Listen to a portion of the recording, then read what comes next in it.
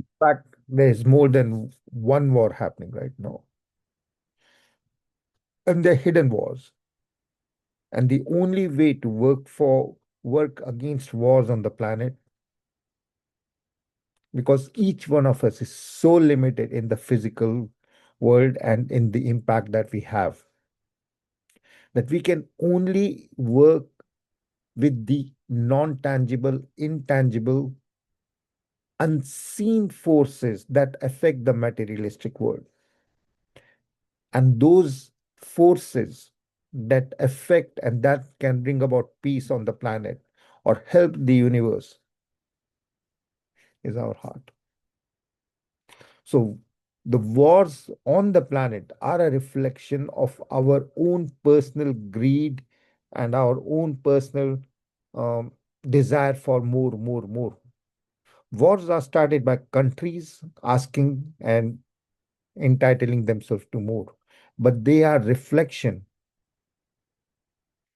not only of the citizens of the country where the war is happening, but of everyone in creation. And as a spiritual power, this these strange circumstances and extreme stress created on the people in different parts of the world enables us to be more closer to our final aim, which is serving and being closer to God, because serving others is being closer to God. Young young people going through young people going through different stages, and this is 36, but there are also a lot of people where the person is teenager. And recently I've met three of such circumstances where the 13-year-old or 14-year-old were going through so much of hormonal changes that they had this idea that maybe what will save them is a change in operation, changing a sex change operation. And it's a strange way because they do not know what happens if at 17 they want it back, or right now it is considered to be cool. So there is a lot of things which are not directly, I'm sorry, but in this meditation, no one is allowed to share anything. So please do not open any shared thing. But Sorry. yeah, usually it is, we have had lots of attempts at hackers trying to do very take control, etc. So we try to be more careful. I'm sorry about that. But the key message is, even if a hacker is able to take the meditation, which a couple of times has happened, that just goes to underline the strangeness, the weirdness of the universe right now. Because we have to leave our judgments of what we thought was good and bad. And today, someone else also shared a question that, okay, I drink wine, and whenever I possible, I try to enjoy anything within the realms of possibility and the restrictions of my life on the planet. Because the universe is not a place of pain, it is a place of learning via pain, but it is a place of pleasure by serving others. And the serving can be in any form, in any way. So the question was that, is if we drink, if we enjoy life, if someone gambles, for example, gambling or stealing, etc., is absolutely not there, can that person may not be entitled if God is in everything, everyone? And there are two streams of thought regarding that. In every religion, when we are growing towards God, that we cannot be, uh, I'm sorry, I'll have to disable me. They have updated the Zoom, so uh, I don't have the same interface where I can restrict the chats, etc. Usually I do restrict. So anyway, this is a new version. I'll work around it. But do not focus on the chats right now, is all that I would say, till I work it out how to disable them. So there are two ways about working towards enlightenment in a world where there's so many temptations. In the classical sense, the way that all of us have been attuned, if someone is drinking, if someone is this, or doing something inappropriate, especially if someone is hurting anyone, of course that person may not be enlightened. Because one, in all Christianity, in all Islamic, in all Judaism, in all Hinduism, the way towards God is to negate out the focus on the body with its five senses.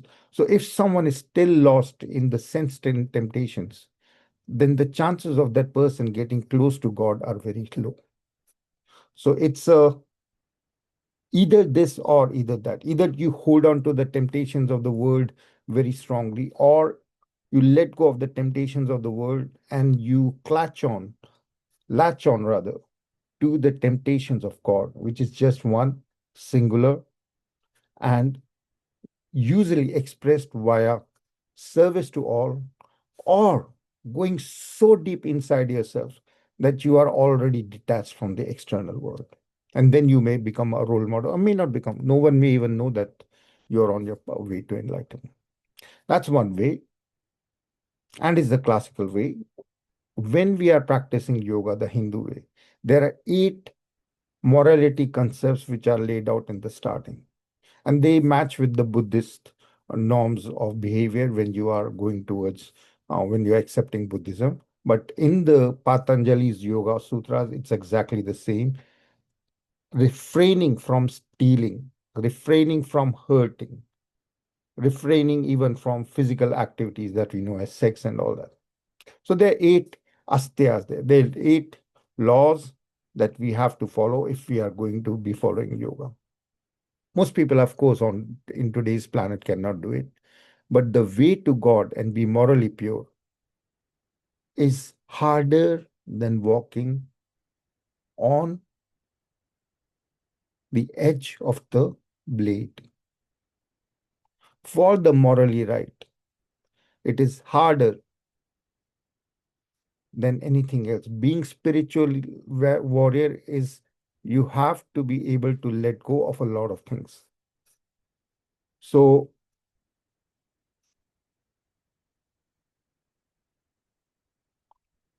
being a spiritual warrior means that you say no to a lot of things and you look weird. You're like a white crow because the whole world is focused, let's say, on making money and having a party time.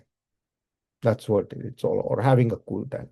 And the spiritual warrior learns to say no and looks really strange because the norms of behavior and what we find solace or what we find satisfaction is in service to others only. So we may be the whole team may be saying, "Oh, let's have more champagne or this, etc., or whatever the idea of pleasure that may be out there at the moment in the environment." And you're just able to say no because it's not your focus. So you already have a different norm of behavior, and you're already the odd man out. And it takes courage. It takes courage not to marry, let's say, out of a social pressure. It takes courage to not to take bribes, not to steal, because all these things will look, oh, this person is so unpractical. Because the whole world tries to be practical, tries to be pragmatic. And always, if you are practical in the normal sense of the word, you definitely will become more and more you will end up becoming a materialistic prostitute of your life. And it will be hailed, oh, you sold a soul for some money. Great. You did this. People do not are not going to see, oh, you sold your soul and got the money. People are just going to, oh, you made money. How great is it? Because that's what the role models are letting us on. It's not about how, but the result have. If the result is a lot of money, then everyone is going to be say, that's cool. I want to be doing that. So we are in that sort of a society right now where the old norms are breaking down, the new worms are forming. I remember I discussed with my daughter, I shared with her that there's this girl who licked the toilet seats. They were clean toilet seats, and she made a video. She went viral. Then she added a song to it. She had interviews all over. She made millions of dollars. And recently there was an interview with her in Netflix or somewhere, and she was saying it was so cool. I would do it again, etc. So I was telling or sharing with my daughter that, oh, this girl, she made so much amount of money just by making a viral video clip of her licking a toilet seat. It was just around COVID. And my daughter was, wow, that's so cool. She did not have the same judgment that I had. That's really smart. That's really genius. She made so much amount of money. And fortunately, in places like India, etc., there are places in which are not so much money. And you will find that a lot of people will say no, even if it is billions of dollars. If this thing is not worthy of my value system, if I will be respecting myself less after this, I won't do it. I won't do it. It doesn't matter whether the payoff is $1 million, $1 billion. If any one of you loses your self-esteem and you got all that money, I know it's a very hard, I would say, temptation. And I have not been exposed to such a high level of temptation. But theoretically, I know I don't care about billions of dollars. I might have different temptation. Someone may say, if you lick that toilet seat like that girl, it was a clean, it wasn't like a used in India. If that girl who licked that it was in an airplane, etc., it was pretty well sanitized. But that girl, anyone would have a heart attack thinking of some of the toilets which I've seen in Indian trains, etc. You can't even get near them, let alone get near enough to be able to lick them, etc., or something. So it's a different, but the point is that everyone has their own point. Someone may say, oh, Tarun, if you do this, then you will get let's say, a hug from someone that you really admire. And I might get tempted. Or it can be, oh, if you do this, then 100 people will get enlightened. No idea what the answer is. One physical demeaning thing, and so many people gaining a lot. But it definitely won't be that, okay, you do this and you will get $1 million. Nothing. And that's the way that uh, it resonates across this group, I hope. So we live in very interesting times. And I'm going to be sharing how everything is changing and how the way to God can be anything. So in the old times, even in the old times, there used to be in this, when the West was being fought and the native Indians were being killed, of all the warriors that the Sioux and the Cherokee had, I hope I'm pronouncing it right, the most feared warriors were called Heoka. And the Heoka warriors, they were called contrary warriors or reverse warriors. They would uh, they would come to the water by coming in the walking backwards. They would try to drink water, not with their straight hand but with their opposite hands. They would, instead of hello, they would say loha. So they would use the words and twist it around it. So they would try to do everything possible backwards. But they were the most feared warriors. The reverse warriors were the most feared ones. And they lived this heyoka of doing everything opposite. So they were very revered.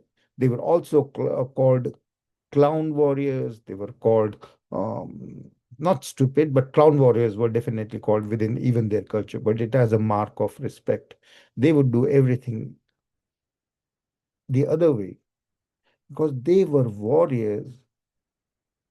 Everyone, including all of us, have a high affection for our life. The contrary, the reverse warriors, by living a life of contrariness, of being the opposite. When fighting, they showed no love for their life. Hence, they were able to be more effective as warriors. But they did everything the opposite way to get to a point where losing their life was something which was just the opposite of what we are biologically conditioned to do. And they were very well respected. In Indians also, there are various streams of how to get to God. And there's some in which people would literally eat even, they're so contrary to everything that they can even do everything that no one else is. They will go to the cemetery, they will even eat, and that is the way that it is prescribed for them. They will even eat like flesh which is rotted away from the cemeteries, etc. These are secret rituals that they have, but they do everything the opposite. Similarly, because they are so seeing God in everything. They're typically disciples who are seeing Shiva in everything. They are also spiritual warriors who are able to see and find God in those places where no one would even think of looking for God. It's a part of Buddhist culture also when you're getting a training into enlightenment to go into the cemetery places and take a look at the half-burned bodies so that you get a sense that this body it is anicca. It is just transitory. It is just here and there.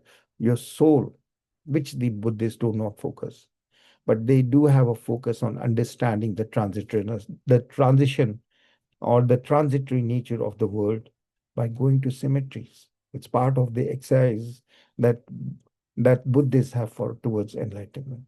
Similarly, in India also, the augur Baba, they are called augur, means very, very stiff, very, I would say, deterministic in their outlook. They shun the society, they live on their own, and they are reputed to have various powers, including black magic, etc. So people even have fear of them. But their end vision is the ability to see Shiva, the creator, in everything that is created, beyond the judgment of the planet that this is good and bad. So when a person is at that level, they can manage anything. But most people are not. If we say, "Oh, it's okay if you steal, if you have inappropriate sex, it's okay. It doesn't really define you. It's not a way it doesn't. It has got nothing. There's nothing that you're doing that is not that is going to be interfering with your enlightenment. It's okay, Guru, if you smoke, and a lot of gurus, etc. Smoke if you have this, if you do this, etc. Because probably you are seeing God. It can end up as a justification, but that's what happens 99% of the time. So it has to be a very guarded talk of you with your own self. Are you seeing God in whatever you're seeing? Is that whatever you're doing going to lessen your judgment of yourself? That is the final thing. Do whatever you think is in alignment with your thinking, with our approach of seeing God in everything, but only if you see God. And there are temples in India which were banned for a long time, which the kings had made, in which there is twosome, threesome, every type of sex that was possible is there in the sex temples of India. Temples, but that is just three temples amongst billion, or well, realistically millions of temples in India. That's just three. But our mind catches on to that exception. But that exception is just to show, yeah, God is in everything. And if you offer even your sex to God, etc., which is your physical pleasures, and you live not for your physical pleasure, but for the pleasure of others, it may not impact your growth towards God. It can, it may not. That is a totally subjective question open to you. So we're going to be closing eyes and we're going to be praying for this girl, Alicia. And um, I shared a photograph that's from, I don't know, 10, 15 years ago. But right now she's going through a heart attack. I had asked her to go on the net and find a suitable partner. And she said that the guys that she met didn't even want to know her name. And other issues also, immigration suddenly has got tightened for people from Ukraine, etc. So a lot of things are happening, and all that added to the stress that had her go through two heart attacks. And now today she's being operated. Very, very good soul. She's a music teacher, so uh, very sensitive soul, but is not able to find the right partnership. And today, another lady called me who has a good husband and all, but they are in Vancouver and they're having issues, financial issues, etc. And suddenly she also had attacks, heart attacks, but she's around 48, 49. And she said that she did Vipassana, and after that she stepped away. She gave me a call after Vipassana, and she said that she stepped away from Vipassana because there's so much amount of work, there's such a large family that you have. And I asked her that don't like find the time now that you have had a heart attack to do the Vipassana exercises, do the Om Namo Shivaya as an offering. And whatever you do, don't focus so much then on meditation if you can't, don't find. But anything that you do, including loving your husband and this, do it with a mantra inside you. And it can be Jewish mantra or Christian mantra or Om Namo Shivaya, which is the one that we share. But while cooking for children, etc., because they do need help, one of them especially needs a lot of help. Just do it with a praise so that whatever you're doing becomes an offering to the universe. At the end of the day, our lives, our breathing, our thoughts, we make it as an offering so that we become empty. And then only when we are empty of our own selves and our own likes and dislikes, then only the universe can utilize us as an instrument, pure instrument to help others. Otherwise, even this ego, our sense of I am, can keep on impacting our work. We can keep on, oh, I am helping others. No, no ownership, no I, me, mine. Just become an instrument of spreading love, light. And so far, let's say I was interacting with you, yeah, which I was. But there was sense of my own because I was sharing stuff from my own life to make it more relatable and believable. But now I'm going to cut out myself and just become an instrument of the flow of the mantra flowing through me to you and to this girl. So first, just feel how Om Namo Shivaya goes when I am still in charge of my body, mind, intellect. Om Namo Shivaya. Now I'm giving the control of body, mind, intellect to the universe and making the meditation an offering to the universe, and you join in with me. Om Namo Shiva. Breathe in from the crown. Namo in the temple of your heart. Shivai, open the doors of the temple of your heart and dissolve your I, me, mind. You are not a body, mind, intellect, which is body with thoughts and your way of managing the thoughts. You are a pure golden light in your heart. And you share your golden light as a blessing for everything and everyone. Om Namo Shivaya. Just at an intention level, it is enough. Just bless everything and everyone. Bless all the mothers. Om Namo Shivaya. Blessing all the mothers balances the first energy center. Blessing all the fathers. Om Namo Shiva. Connect with Mother Earth, connect with Father the Sun, and spread love, light, and laughter as golden light to all your partners, which is anything seen and unseen that has been participated in any life that you have had on this planet in the universe. Om Namo Shiva. Shiva is the conditional name for the face of God that represents unconditional love and service to others. So dissolve in the mantra. Om, activate your divinity. Namo, make your heart a temple. Shiva, dissolve. Om Namo Shiva. Om Namo Shiva.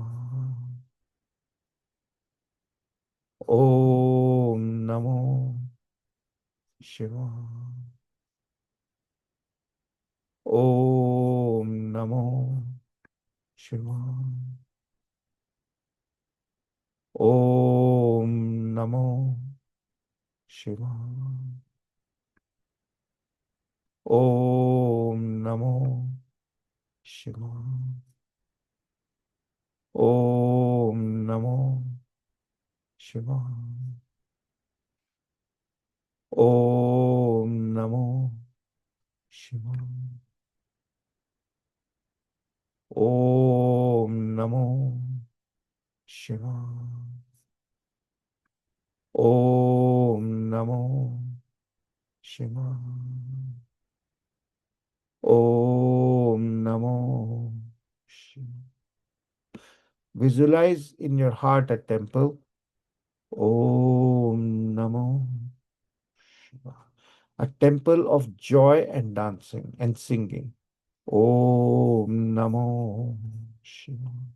Share your dance and song and laughter with all the mothers, with all the fathers, with all the ancestors. Om Namo Shiva.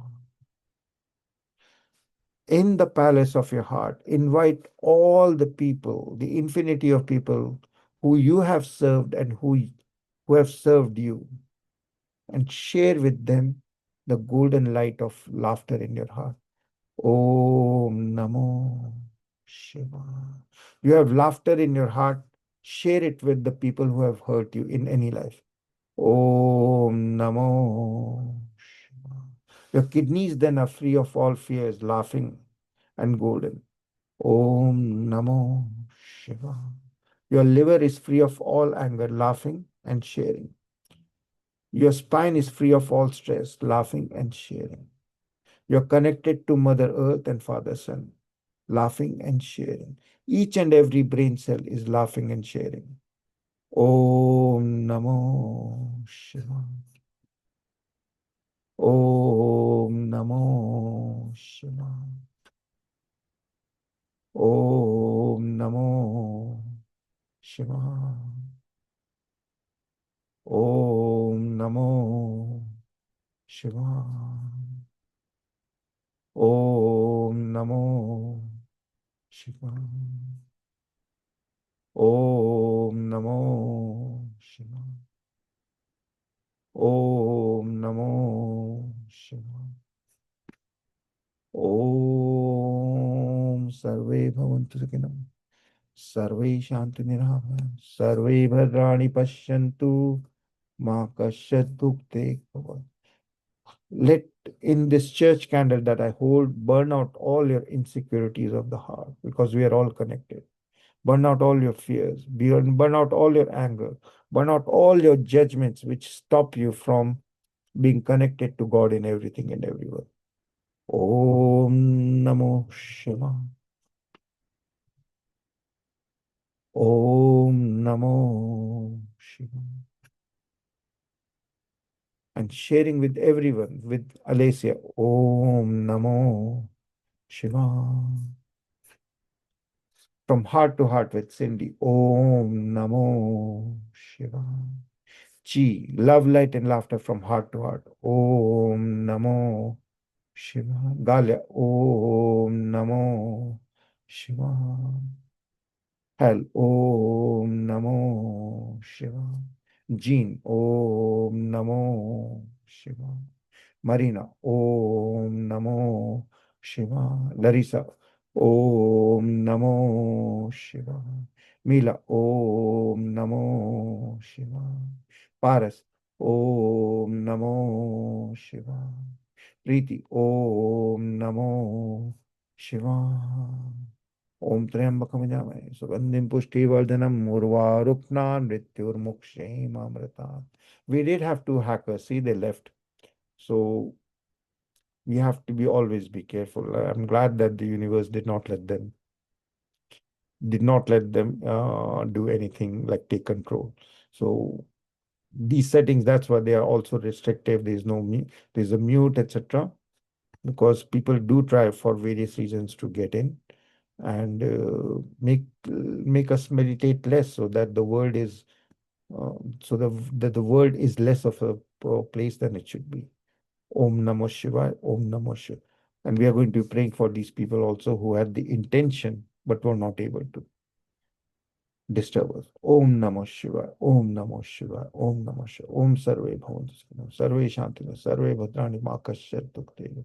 Om Bhurvusva, Tatsatodnya, Bhargo Devasati Me Dhyo Yo Na Prachodayat. Hail Mary, full of praise, the Lord is with thee. Blessed art thou amongst women. Blessed is the fruit of thy womb, Jesus. Holy Mary, Mother of Lord, pray for us sinners now and the hour of our death. Amen. Amen. Amen. Till tomorrow, same time. Om Namah Shivaya. Om Namah Shivaya.